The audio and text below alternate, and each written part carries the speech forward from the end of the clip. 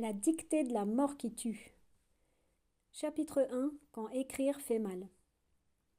Quand Sakina se réveille ce matin-là, lundi de novembre, elle a mal au ventre. Elle ne peut rien avaler pour le petit déjeuner. Sa maman l'encourage. « Allez ma belle, tu te souviens combien ça s'écrit C-O-M-B-I-E-N.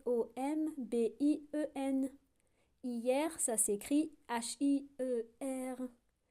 On a révisé tout le week-end, je suis sûre que ça va aller. » Sakina est en CE2 et aujourd'hui c'est jour de dictée.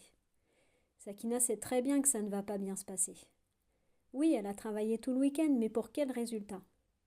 Ces 2 mots que sa maman vient de lui épeler, elle les a copiés 30 fois chacun en regardant le modèle. Et quand il a fallu les réécrire sans modèle, c'était faux. Quant à la conjugaison et aux règles de grammaire, c'est de la science-fiction. Sur le chemin de l'école, Sakina tente de se souvenir de l'orthographe des mots outils. Mais elle se perd, elle oublie des lettres, elle en inverse d'autres. Bref, c'est encore plus angoissée qu'elle arrive à l'école. La cloche sonne quand elle franchit le portail. Sakina essaie de faire bonne figure devant ses copines, qui ne pensent pas du tout à l'exercice du jour. Ce qui les stresse, elles, c'est le cours de gym de 10 heures. Un petit quart d'heure plus tard, Sakina est assise à sa table, une feuille blanche devant elle, un stylo bleu dans la main droite. La maîtresse commence. Hier, j'ai mis de l'ordre dans ma chambre. J'ai jeté plein de vieux papiers. Ça va déjà beaucoup trop vite pour Sakina. La maîtresse commence à dicter la 2e phrase, tandis que la petite fille essaie encore de se rappeler l'orthographe du mot hier. Tant pis, il faut écrire. Sakina se lance. Hier, j'ai mis de l'ordre dans ma chambre. À la fin du texte, la maîtresse laisse 5 minutes pour la relecture. Il manque 2 phrases à Sakina. Elle essaie de se relire, mais c'est un brouillard de lettres et de signes qui s'accumulent tel un pâté bleu sur sa feuille. Quelques minutes plus tard, ça sonne. Ouf, enfin la gym. Sakina est la meilleure de sa classe en sport. Elle bat même les garçons. La voilà donc soulagée pour un petit moment. La journée se passe tranquillement jusqu'à 16 heures, où la maîtresse demande son carnet de correspondance à Sakina. La petite fille a peur. La maîtresse remplit une page entière. Que se passe-t-il?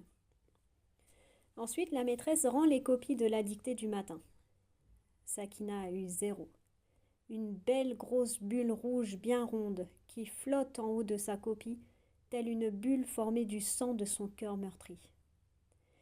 Heureusement, maman est là à 16h30. La maîtresse la retient pour lui parler. Sakina entend vaguement quelques mots et entend surtout un mot qu'elle ne connaît pas, orthophoniste. Chapitre 2. La famille des 10. Quelques jours plus tard, un mardi soir après l'école, Sakina a un rendez-vous chez Madame Trell, orthophoniste. Sakina est à la fois inquiète et impatiente.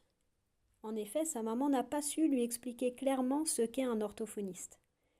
Elle lui a rapidement dit « C'est une personne qui va faire en dehors de l'école ce que la maîtresse n'a pas le temps de faire pour régler ton problème d'orthographe. » Du coup, Sakina s'imagine que Madame Trell est une sorte de super maîtresse, une maîtresse dotée de pouvoir forcément, puisqu'en 30 minutes par semaine, elle va régler les problèmes que la maîtresse de l'école n'arrive pas à régler sur des journées de 6 heures.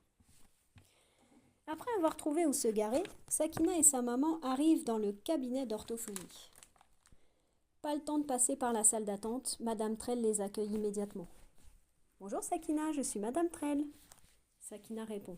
« Bonjour docteur. » Madame Trell la reprend. « Ah non, je ne suis pas docteur, tu n'es pas malade. C'est un cabinet certes, mais d'orthophonie. » Sakina abandonne sa maman dans la salle d'attente et suit Madame Trell. La petite fille s'assoit. La super maîtresse lui demande. « Alors Sakina, pourquoi penses-tu être là ce soir ?» Elle répond. « J'ai eu 0 en dictée. » Madame Trell enchaîne.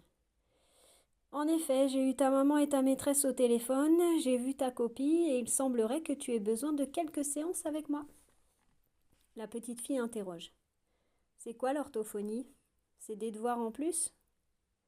Madame Trell lui explique alors que l'orthophonie est un soin qui permet de régler certains soucis liés au langage en général, le langage parlé ou écrit.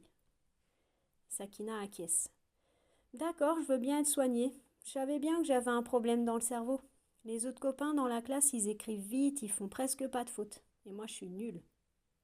La petite fille a un sourire triste. L'orthophoniste la corrige. Alors là, tu n'y es pas du tout. Tu n'es pas nul ni malade. Et ton cerveau fonctionne parfaitement. Tu as juste besoin d'un accompagnement plus serré pour apprendre à écrire correctement. Il n'y a rien que tu saches faire avec facilité alors que tes copines n'y arrivent pas, par exemple? Sakina se redresse. Si, par exemple, j'ai essayé 1000 fois d'apprendre à Manel à faire la roue et impossible. Madame Trell sourit. Tu vois, on a tous quelque chose à apprendre aux autres. La séance se poursuit par quelques tests. Lecture de son, vitesse de lecture, mémorisation d'une série de mots, de chiffres et une courte dictée. À la fin de l'heure, Madame Trell va chercher la maman de Sakina. La maman a l'air inquiet, elle a le visage fermé. Madame Trell annonce. Bien, Sakina fait partie d'une grande famille, la famille des 10. Dyslexie et dysorthographie. En venant me voir une fois par semaine, je ferai en sorte d'éloigner peu à peu Sakina de cette famille encombrante.